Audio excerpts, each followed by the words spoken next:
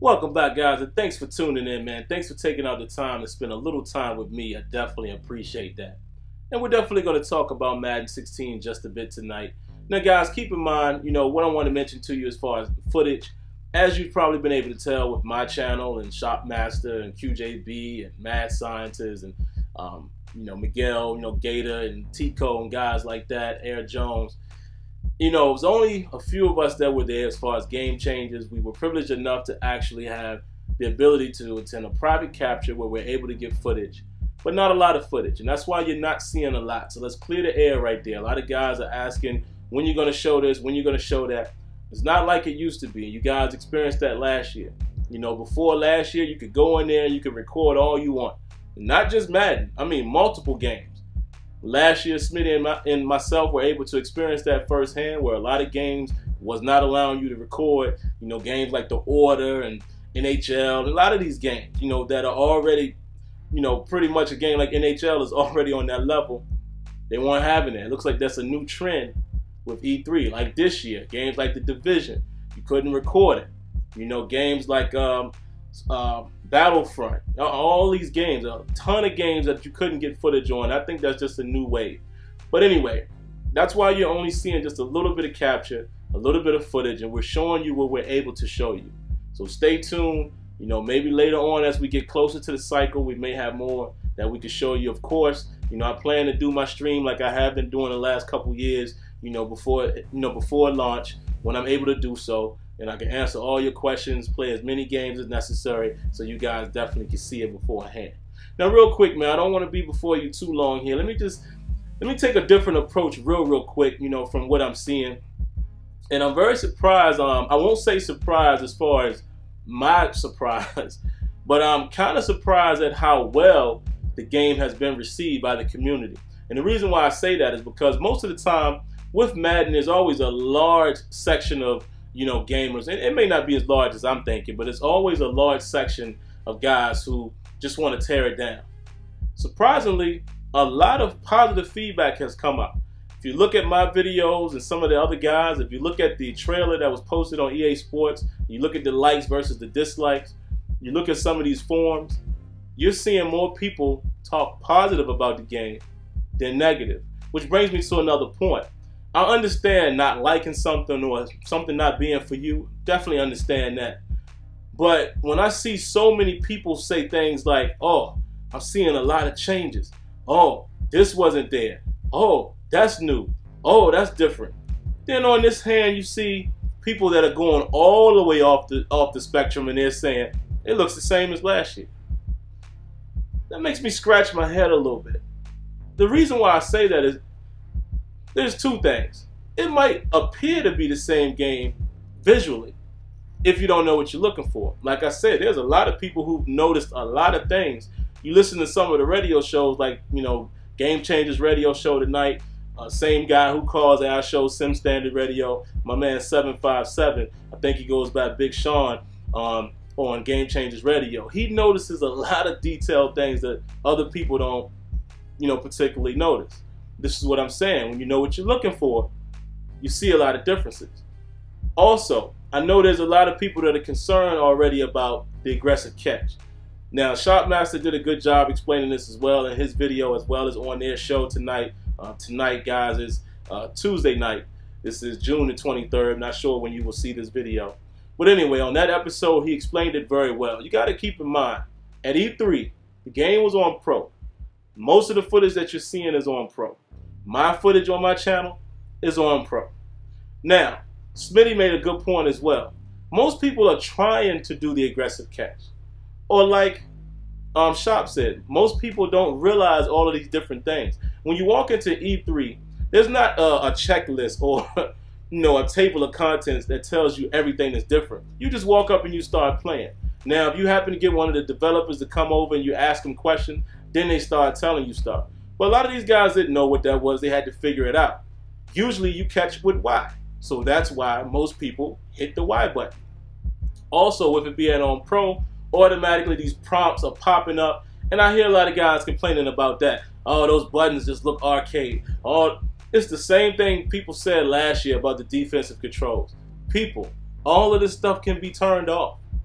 So to me, that's really not a valid complaint. You can voice your opinion saying that's kind of dumb, I don't like that idea. But I'm talking about the guys who are really pissed off, like that's just how it's going to be. Turn it off. And if I'm not mistaken, on the higher levels, it's not on. All right, so little stuff like that, like I said, man, I want people to give a real opinion. I respect a real opinion. Like guys that hit me up and was like, you know what, I see the changes. I acknowledge that. Still just doesn't look and feel the way I want it to feel. So, you know, I think I'll pass. I love that. That is a valid opinion. Not, oh, it's trash, it looks the same, and you never played it. Me personally, and I'm just speaking for myself here, I don't respect that kind of opinion on anything because you're not giving it a chance. That's just like music. I've heard so many people tell me so-and-so album is whack. Oh, word, you listen to it? Nah, man, but I know it's going to be whack because, you know, listen to that single. Really? Let me give you a hip-hop analogy. When you guys first heard Biggie Smalls, that song Juicy, did you think Ready to Die, the album, would be what it was off of Juicy? Some of you probably did not. I kind of had a smidgen of an idea because I had already heard Party and BS. Not going to say the real word, keep the channel clean. But I had already heard Party and BS, so I kind of knew he had that kind of rough edge to him. But I didn't know that it would be, you know, Ready to Die. You know, first song off the gate. Crazy. Had me locked in. So that's just giving you an analogy. Listening to Juicy, you would have never thought he was going to be that guy. And that's all I'm saying. It might look a certain way from the surface. I mean, hey, Clint Oldenburg even said himself in the interview that I did with him, you know, when you look at it, you may not notice everything right away, but I promise you, if you go back and play Madden 15 and then try to play 16, it's a totally different experience. I definitely have to agree with that. I just tried to play Madden 15 a little while ago because a buddy of mine is doing some rosters that he's preparing for Madden 16. It doesn't feel the same, man. It just doesn't. Now, let's end it with this. Is the game perfect? Absolutely not. Are they fully done? Absolutely not. Are there features that I still want in the game? Absolutely. Are there things in Madden 16 that I feel might could have been done a little better? Absolutely. Am I the only one saying this? Absolutely not. Rex Dixon himself said, hey, we still got a lot of work to do. He even gave you a nugget and he said this year and next year we think we'll have the core. So he's telling you right there there's still gameplay stuff to address next year. Then he said after that, bells and whistles can come. All right? If he didn't say that, you know, if that's not enough for you, listen to what everyone else is saying. All the other devs. Oh, also, he also said, you know, what did Madden 15 come in at? An 80 or 81 Metacritic? That's not good enough. He said, we need to be at a 90 or a high 80. No reason why we can't be on the NHL or FIFA level. This is coming from the developer. So I say all that to say this. What you're seeing at E3, man, if you want to judge the game by that, it's up to you. You can depend on me as we get closer to the launch to show you the game in its full splendor. I'm going to give you guys full opportunity to see as much as you want before you buy it. I recommend taking advantage of that. Because I don't want any of you guys, that goes for any game. Don't buy anything if it's not for you. If it's not for you, move on. Don't deal with it. Don't support it. But at the end of the day, I'm here to tell you, for you guys who are really paying attention, and you guys know who you are. I'm not going to name names, but you guys know who you are. You're definitely going to see a difference in Madden 16, the way it plays. You're definitely going to see some things that you may not like, meaning there may be areas in the game that weren't addressed. We all know that. Everybody else, well, most of us seem to know where the game is, including the dev, knowing that they're behind. And that's the part that really cracks me up. Everyone seems to forget that, and they just think that each game that comes out is the perfect game.